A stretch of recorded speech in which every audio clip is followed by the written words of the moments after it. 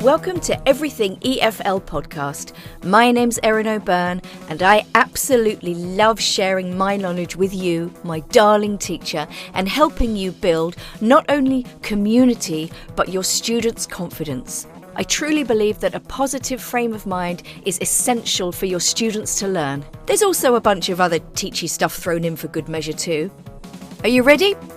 Let's go! Hello, you gorgeous teacher. Welcome to Everything EFL. If you are one of my lovely regular listeners, welcome back. If you are a new listener, you are most welcome. I'm delighted to have you. I've noticed there's a bit of a growth. Things are creeping up. I'm getting more listens. If you see my social media, I don't know if you did, but I've had 1,000 listens in the past 6 weeks, which is mind-blowing to me. So thank you for everybody who's listened, everybody who's supported me, and you lovely individuals who you've taken the time to actually email me or comment and tell me how much you've enjoyed the podcast, and you have no idea what that means to me. You know who you are. All right, let's crack on. So this episode, I'm going to share my basic sort of knowledge of things to consider when you are doing a writing task. Now, I'm not talking about here's stage 1, here's stage 2. You can look that stuff up on Google, okay? What I'm going to teach you are some strategies to maybe ease the pain of the writing process or just to make it go a little bit smoother. And at the end, I'll give you a bonus writing activity with movement, collaboration, and cooperation. I mean, what more could you want from an episode? Now, can I just say that writing or teaching writing is not my forte. As you probably know, my passion and strength is more on the sort of psychology side, building confidence and positivity and that kind of thing. However, I'm branching out, trying different things, and, let's see if this helps you. Okay, writing. How do your students feel about it? And how do you feel about teaching it? Inevitably, there are some negative feelings. I think there's a fear of writing. I think this is the one skill that is actively avoided, especially in the homework stage. I'm not going to be able to solve all your problems here, but I do know a couple of things. Now, I'm going to start by saying I do agree with Stephen Krashen. We do not acquire language by producing it, that is, speaking and writing. The ability to produce language is the result of language acquisition, not the cause. Now, more on that next week. I'm going to delve into Stephen's theory of self-selected fiction. I can't wait to share that with you. I think it's fascinating. I hope you do too. Anyway, think about why you're giving them a writing task. Is it part of the syllabus? Is it because you haven't done one in a while? Is it because the students have asked for it? Whatever the reason is, the writing task should be a product of what they have already learned, what is previous knowledge, what's already in their brain, okay? Writing should be an exercise in consolidation of what students already know and should be about topics they are familiar with and already have knowledge of. And this is, I'm going to sidetrack here. This is one of the many reasons I hate the IELTS exam and other sort of academic exams. It doesn't take into account students of countries with maybe lower critical thinking skills or the countries that are maybe more isolated from the rest of the world. They just don't have that much knowledge of the kind of the IELTS topics and themes. Anyway, I digress. I'm definitely going to do some episodes about IELTS this year, but back to the matter at hand. So for you, only give students something to write about if the knowledge is already there, or if you've made sure in class or in some of the way they have all the tools they need to complete the task, be it grammar or target language. So that would be my first tip for you there. Make sure they're writing about something they already know. My second tip would be, you've probably noticed writing does take a long time, and, so you may have allocated Monday, do some writing, give it to me tomorrow, so like a day. Or in class, you've allocated a certain amount of time in your lesson for it, and it inevitably takes much longer, or maybe students, haven't completed the writing task in the 24 hours for the homework. Why? Well, in my mind, what the students are thinking about is, I'm not sure how to, do I use the present perfect? Is it the continuous? Is this accountable or uncount? Is this plural? What they're thinking about is accuracy. I think students are, and, feel free to disagree with me, but I feel like students are so conditioned to worry about grammar and being correct. They're so worried about it, you don't get free expression, that fear and that sort of, concern about accuracy just stifles their ability just to write. So we as teachers, we have to normalize making mistakes, not just in writing, but, if you promote this idea and the students get it eventually, then the stress will go down. You might get more natural writing or just a more natural flow from your students, because they're less worried about being perfect. Now, this mindset shift for your students, and possibly you if you're too concerned with accuracy, it does take time. I always say, everything's a process. You have to sell the idea of, just write. Don't worry about making too many mistakes. You can't expect them to write their opinion and go deeper into complex issues with no mistakes. And more importantly, they shouldn't expect that from themselves either. But do they know this? Just a little dramatic pause there so you can think about that. Students have to remember, and you do too, there's only so much vocabulary you can pre-teach. They've only got so much space in their brain for new information. So, make it clear to your students, you're going to do your writing, and then there's another stage to this.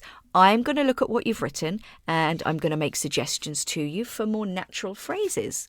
Notice, I never use the word correct, I never use the word mistake, I never use the word error. This is all about making changes. My third piece of advice, and I think what I've just said segues very nicely into this, is preparation and scaffolding. I think, as I said before, writing is one of the things that students actively avoid. You have to make sure that every part of the writing task is broken down into digestible stages.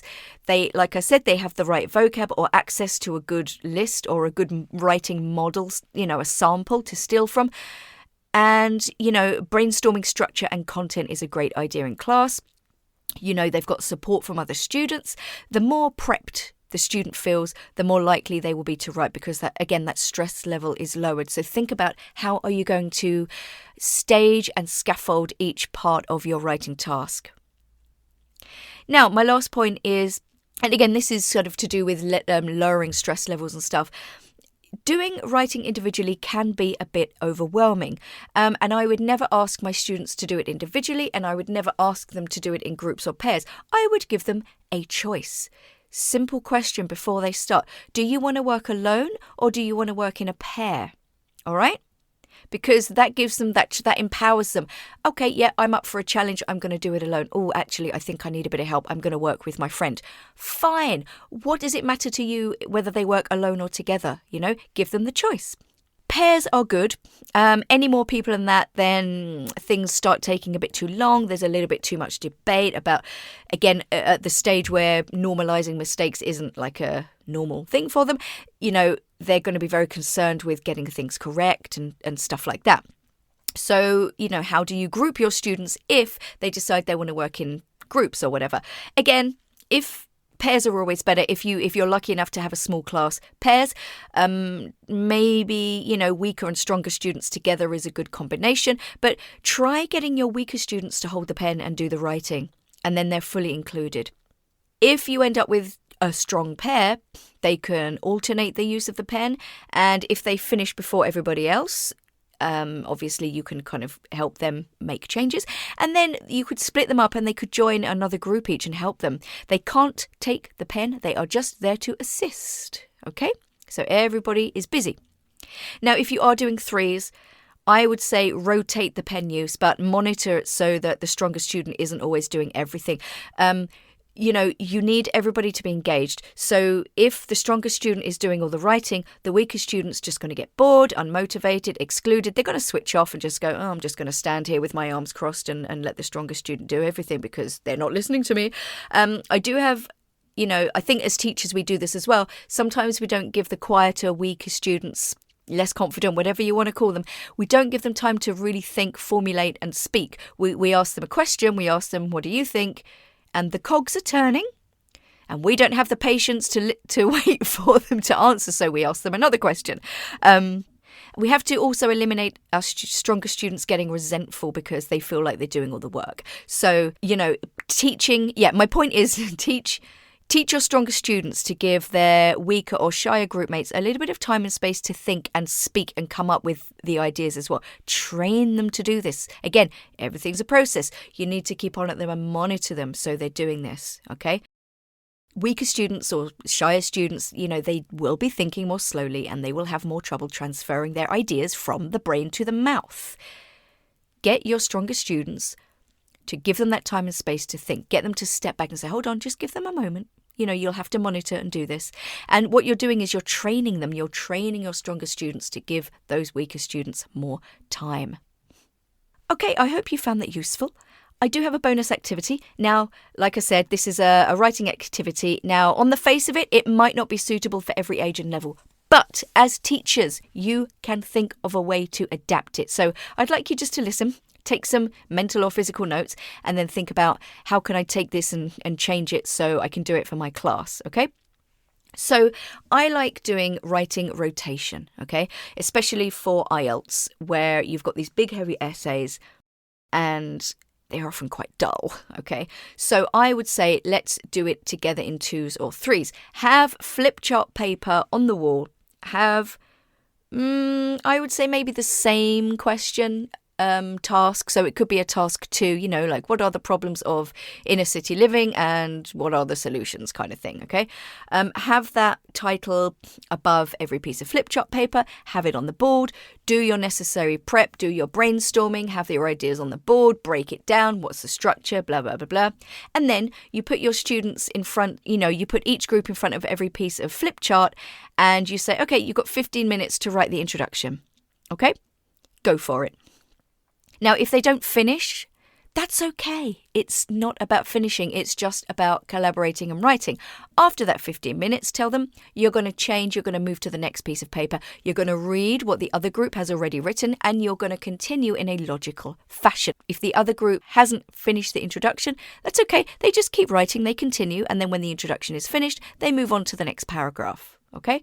And then, 15, and then give another 15, another 15, until the groups are finished. Now, obviously, this is something you're going to need a lot of time for this. So, like I said, let's adapt it. Now, maybe with lower levels or younger students or non-exam students, you could do this kind of thing with dialogues. You could write one line of a dialogue on a piece of paper. Have 7 different pieces of paper, 7 different lines of dialogue. They're not connected. They're just on the wall. And then each group has to stand by one piece of paper, read that line, and just add one line, either before or after. And when they're done, they move to another piece of paper. They read the dialogue. Maybe another group has written something. They read everything. They add a line before or after. And they keep going for a little while. Maybe you can put those on Google Docs, make the changes together, however you want to do it. And that was just the first thing that sprang to mind as an alternative. But I'd invite you, this is your challenge for this week. Think a little bit deeper. You know your students best. What would appeal to them? How would you take this kind of writing rotation activity? And what exactly would you do? And then I suppose my second question is, how would you break it down to prepare them? Who would you put together to work, or would you give your students the choice? What kind of topic would it be? And how much time are you going to allocate to it? Do you think you'll be able to do it all in one lesson, or do you think you might have to divide it up over lessons? I think that's okay too. Okay, that's it. So keep an eye out on my social media, guys. I'm on LinkedIn, Facebook and Instagram. Just choose one. I generally put the same content on each. I just know that people like different social medias. So I'm on all 3 of those. I'll probably be addressing this topic in a little video and then maybe invite you to contribute to the discussion. Okay, I'm off to have a cup of tea. Just to remind you that there are a couple of freebies in my show notes, free to download. One is a reflection lesson plan and one is ways to add positivity into your classroom. And I think that's it for this week. So thank you so much for hanging in there and listening until the end. If you enjoy my podcast, talk me up to your colleagues. Share this episode or share another episode that you've listened to one of your colleagues if you think they'll like it. Thank you so much for your support. Have a lovely, peaceful couple of weeks, and I'll see you soon. Share the love, guys. Look after yourself. Bye.